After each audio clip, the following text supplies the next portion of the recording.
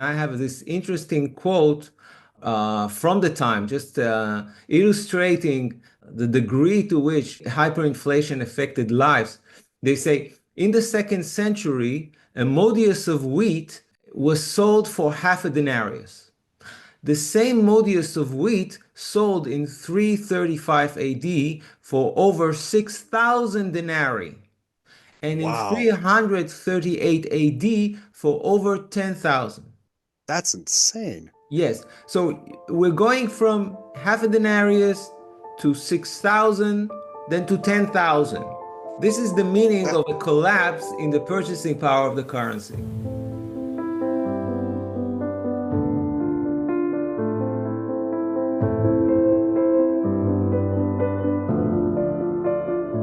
And I just wanted to start out with a little quote from Cicero in 55 BC. He was a Roman statesman and philosopher. And the quote is this: the budget should be balanced, the treasury should be refilled, public debt should be reduced, the arrogance of officialdom should be tempered and controlled, and the assistance to foreign lands should be curtailed, lest Rome become bankrupt. People must again learn to work instead of living on public assistance. So I thought that that in itself showed a lot of similarities between Rome and today. That's an amazing quote. I've never heard it before. I was surprised when I came across it. I was like, this is what, basically the situation we're in right now. Yes. The similarities between what happened in Rome and what we're seeing nowadays are quite striking. When people talk about the fall of Rome, they think it just happened one day at a certain afternoon. Everything was fine till then, and then one day just collapsed. Of course, it's not this way. The decline of Rome was a very gradual process, which took hundreds of years. And also a thing to note that it coincided with the debasement of the currency. The Roman currency, as many of our listeners already know, was called the denarius, and it was a silver coin. And during the early days of the Republic, it was an almost pure silver coin with a silver content of almost 100%. And as the Republic, later the Empire, declined, both its weight was reduced and the degree of purity started to decline. And by the end, it turned into an almost a bronze coin, perhaps covered with a tiny bit of silver just on the surface. So the decline in the power of Rome and the decline of the denarius go hand in hand. And one of the things that we want to ask today is whether inflation leads to the decline or the decline leads to inflation, and what we today can do about it. Right, absolutely. And you're right, it took a long time. It didn't happen overnight. And of course, there was times when things sped up. These coins, the denarius, they were between the size of a modern nickel and a dime. They started using them in 211 BC. Now, in the early days, these coins had about 4.5 grams of silver in them, and they would say that one coin was worth about one day of work. So that's about the purchasing power. Just to try and kind of get a feel for that as a modern American. Yes. Now, of course, I'm not going to get over the entire history of Rome, but I would like to point out a few interesting events which like sped up the decline, which formative events. Well, I put the beginning of the decline in the year 69 AD. This was the end of the reign of Emperor Nero and the civil war, which took place after he committed suicide. And it's known as the year of the four emperors because you had four different emperors vying for power at that year. Now, Nero was kind of a rotten person. He was kind of tyrannical and he was kind of a megalomaniac. And no doubt that this character contributed to the decline. Now, during his reign, he reduced the weight of the denarius from 3.9 to 3.4 grams. So we can see that bad leadership and the debasement of the currency, they go hand in hand. Now, after his death and after the civil war ended, Vespasian, Emperor Vespasian, managed to take power. He is remembered as the emperor who destroyed Jerusalem. You know, he was the one, him and his son, who fought Judea and managed to defeat the rebellion in Judea, which culminated with the sack of Jerusalem and the destruction of the temple. So we saw the destruction of the temple in Jerusalem, and at the same time, these were the emperors who constructed the Colosseum. So the destruction of a religious monument and the rise of a monument which is dedicated to entertainment, to More like a circus. yes, a circus, and this is the source of the expression bread and circuses, because you know at the time there was this tradition in Rome of distributing grain to the poor. It was a custom which began very early during even the days of the Republic, but as the time went on, it was extended. So during the Flavian dynasty, you see the expansion of bread and circuses. They distribute more grain to the people and they also entertain the public. And if I try to link it to what we're seeing today, so today we have welfare, and today we have, you know, all the sports arenas, but also TV shows, and there's like this infinite amount of entertainment, which is from the viewpoint of the rulers, it is used to distract the people from what is happening, you know, in the capital and Right. the decision making. And they are satisfied. They're not hungry because they're getting that welfare and they're entertained, so they're distracted. And you can say that you're planting the seeds of the destruction of Rome, although Rome will continue to exist for centuries, but this way they sow the seeds of its demise. Right. Absolutely. And the debasement of the currency was, how they would fund these extravagant circuses, and all of these social benefits, the free grain and stuff like that. Um, they took taxes from the provinces.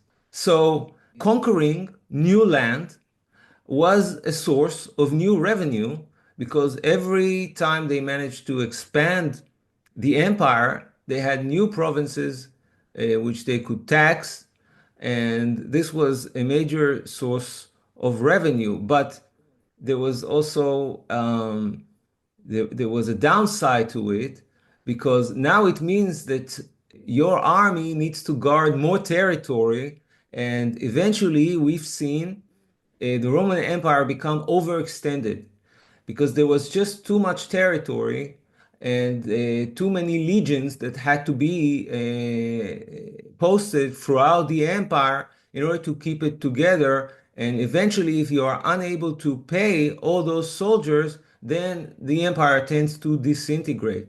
And Yeah. And it bears a you, certain it's similarity to what today because you know you have the U.S. with a military presence all over the world, and that's something which is very difficult to maintain. No, absolutely. I think it was about 1.5 million square miles at its height. So it was a huge empire. And towards the end, when they had gotten really bad with the debasement, um, it was just a thin outer layer of silver. And then as they would wear off, the soldiers didn't like it. And so the soldiers would ask for raises. Yeah, it was a total mess for them. And yeah, and that was a great connection to America today. Look at how spread out we are all over the world while we're $36 trillion in debt. That's a bad sign. So after the Flavian dynasty, you had what we call the five good emperors. There was a succession of five good emperors, who managed to maintain the empire more or less in a good state, even expand its borders. Perhaps I should name them. They're Nerva, Trajan, Adrian, Antoninus Pius, and the famous Marcus Aurelius. Now, Marcus Aurelius is famous for being a Stoic. That Yes. yes, that Yeah, philosophical school which talks about being reserved emotionally and controlling yourself and living a very pious lifestyle, not surrendering to your emotions and desires. So he had this very high degree of morality, which is admired till this very day. And still to this very day, we have his writings about Stoicism, which stands in stark contrast with his son. His son was Commodus. And everyone has heard of Emperor Commodus because he's the one who appears in the movie Gladiator. He's, yes. yes, He's the bad guy. he's the bad guy in the movie Gladiator. By the way, his reign began at 177 AD. And okay, this guy, it kind of reminds me of Nero, kind of the same type, self-centered, a megalomaniac. Now, just to give you a few examples of what he did, he changed the name of Rome. He named Rome after himself. He changed the names of the months of the year to be his 12 names. He erected countless statues of himself all over the empire. He used to present himself as the son of Zeus. He was probably half crazy, and eventually he was murdered, and that led to another civil war, which is the year of the five emperors. You see, the number of emperors vying for power gets larger every time. This was 193 AD. And once the civil war ends and one of them manages to stabilize the empire under his rule, then things become stable again. But the decline that we see in the value of the denarius, they cannot fix it because in order for them to fund those wars, those struggles, in order to stabilize the empire, they need to spend a huge amount of money. And in order to do so, they debase the currency. And later, it's very Right. difficult to turn it back.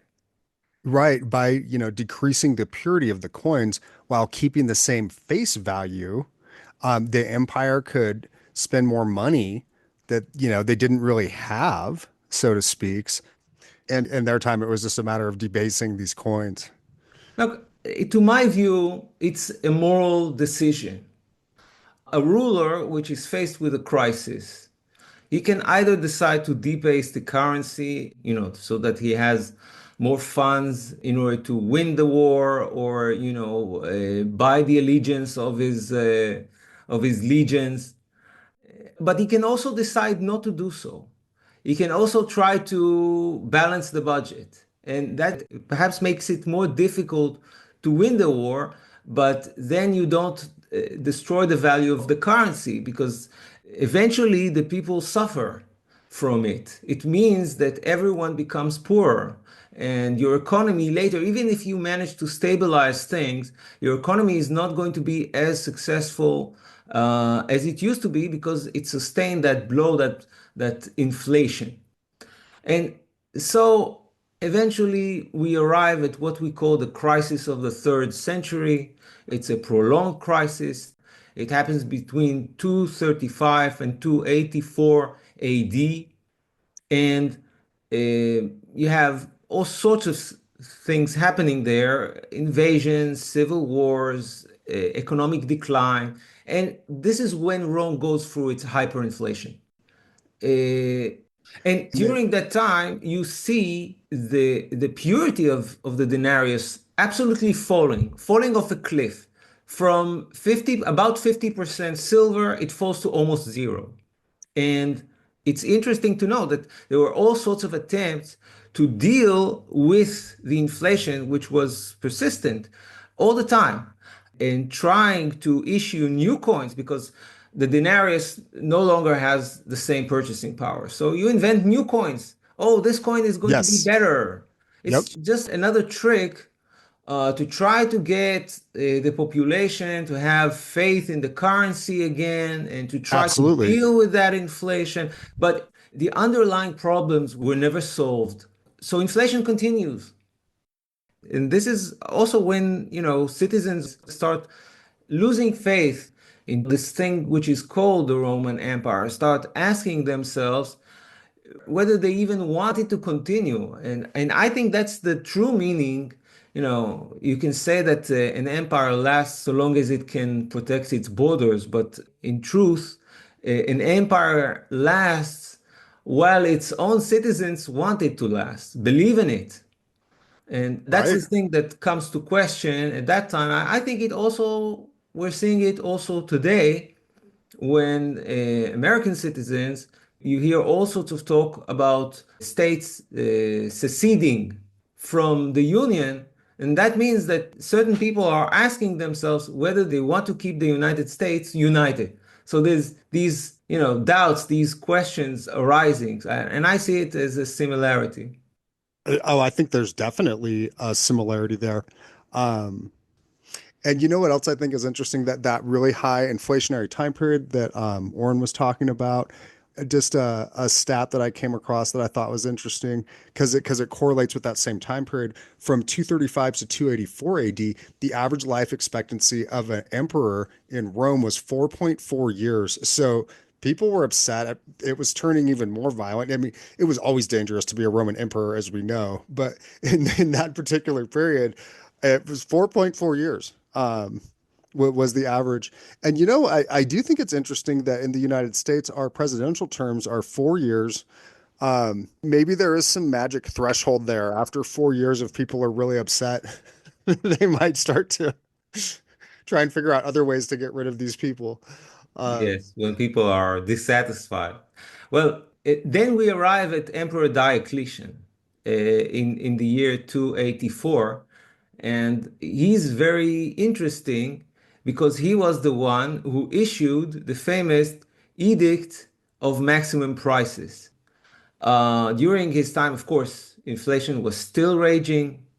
And he tried to control inflation by putting a limit on prices, which nowadays we would call price controls. And his edict lists the prices of almost each and every type of commodity which was traded across the empire, setting maximum prices for each and every commodity. And by the penalty of death. that is And so strong too. yes. And we know that in hindsight, it didn't really work. Traders were willing to risk death and not sell their products for less than what they were worth or accept worthless denarii, which, had very little value. And I have this interesting quote from the time, just illustrating the degree to which hyperinflation affected lives. They say, in the second century, a modius of wheat was sold for half a denarius. The same modius of wheat sold in 335 AD for over 6,000 denarii, and in Wow, 338 AD for over 10,000. that's insane. Yes. So we're going from half a denarius to 6,000, then to 10,000. This is the meaning That of a collapse in the purchasing power of the currency. that's really interesting. We've heard stories of people taking wheelbarrows of money in different countries where there's been hyperinflation. So even way back then, I mean, I would see that as the equivalent of that. If you need 10,000, what a burden. Exactly. And I we mean, know that that edict of maximum prices by Diocletian largely failed. People wouldn't follow it. And he actually made it quite a while. So 284 to 305. So he made it for 21 years Yes, as emperor. yes, So that's impressive. yes, But they say that the coins just had a thin silver plating, yes. if any silver at all. Um, So, as far as I'm concerned, that's the collapse of right? at least of the currency. But after that, the empire continues to exist, although weakened, but it continues to exist for centuries. As a matter of fact, the fall of the Western Roman Empire, because it split into two, and you had the eastern part and the western part. The fall of the Western Roman Empire took place between 376 and 476 AD. So even the final collapse took a century, took an entire century. So we're talking about a very, very long process in which the economic collapse eventually, 200 years later, brought the complete collapse and the dissolution of this polity, which we call the Roman Empire. Man, that is a long time. Um, unfortunately, I do think in the modern age, I don't know if we'll see it take that long. We grew fast and we, didn't make it as long. Yes, So, that's a great point. That's a great question. Whether the US will enjoy this very prolonged decline like the Roman Empire had, I don't think so because everything seems to be happening nowadays quicker. And we can attribute that to the fact that we have global communications. I mean, back then, when something took place in Rome, it took at least weeks for the provinces which were furthest from Rome to even hear that it happened. So it took a lot of time for people to react to what was happening. So I think it makes sense that back then, a political process, it just took a lot more time. And nowadays, we instantly know whenever there's any occurrence in one of the major cities of the world. We know about it almost instantly and we react almost instantly. So I think everything has moved into this very rapid progression. And if, God forbid, we do experience a collapse, I think it's going to be very rapid as well. that's a good point because everything took so much longer back then. I mean, it literally took people longer to get places. So that's going to go with everything. Anything they were trading and stuff like that, it all just took longer. So that's a really good point. And with modern communication, we all know what's going on right away. So it could be pretty rapid today. So It's I wanted interesting. to conclude this discussion by going very quickly on the points of similarity between what happened in Rome and what is happening today. And on my list, well, we've mentioned bread and circuses, which nowadays are welfare and non-stop entertainment. The NFL. Yes, and reality TV and stuff like Yep. that. And you have the fact that they were militarily overextended, which was very, expensive. It was expensive to maintain such a military. But we also need to mention sexual promiscuity, which was one more characteristic of a declining empire, is the fact that its people are not as moral as they used to be. And That's a good point. yeah, and you have, okay, political instability. Of course, as people are unhappy with what is happening, the entire political sphere becomes charged. There's vitriol. There's absolute vitriol in the political system. They're at each other's throats, and they're using such rhetoric that was not accepted back in the days. Back in the day, politicians would, politely disagree with each other, or you would have politicians reaching across the aisle and cooperating on certain issues. And nowadays there's almost none of this. There's hardly any civility. You're seeing the legal system being weaponized against political adversaries. which I think is another symptom of a decline. Yeah, I mean it's getting pretty vicious. I mean, they attempted to take Trump's life twice. That's a little scary. Could be potentially destabilizing. So, well, let me ask you, how far down the path would you put us, in relation to Rome, and the debasement of this currency? If you could roughly correlate it to today, what is Trump facing here? It's impossible to tell because if we look at Rome, we had bad leaders like Nero Yes. or Commodus, which were Hmm. followed by better leaders who tried to reform. And I see Trump as a reformist. I can't I say think emperor that's because he's not an emperor, but is trying to reform. His slogan "Make America Great Again." It's a reformist slogan trying to restore past values, recognizing that there is a decline and trying to deal with it. Now, the thing about reformists is that they are able to stop the decline for a while at least. They are able to slow it down. So perhaps Trump has the ability to give the United States to extend its life for a few more years, for a few more decades, perhaps even. We don't know who's going to follow him. So it's impossible to say. But even those reformists are unable to stop the process of inflation. It continues. It continues. Even if it slows down, it still continues. And this is what we've seen in the Roman Empire. And this is what we need to be aware of and be aware of, because even though there's a better leader in the White House, it doesn't mean that the underlying process of inflation has ended. It continues. absolutely. I think that it's just a matter of time until people, it might not be as detailed of a conclusion, but eventually they'll come to the same conclusion in regards to Trump. He might be trying, he might be able to extend things out, but inflation is going to keep going just like it did in ancient Rome. And great hedge against inflation, gold and silver.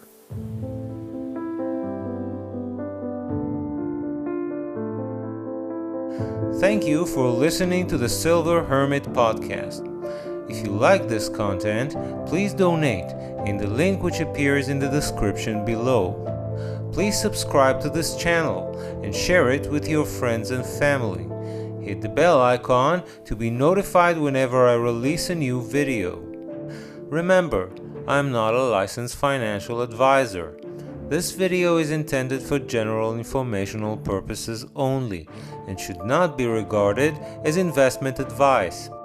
Before taking any investment decision, please consult with a professional financial advisor who may assess your personal investment objectives and needs.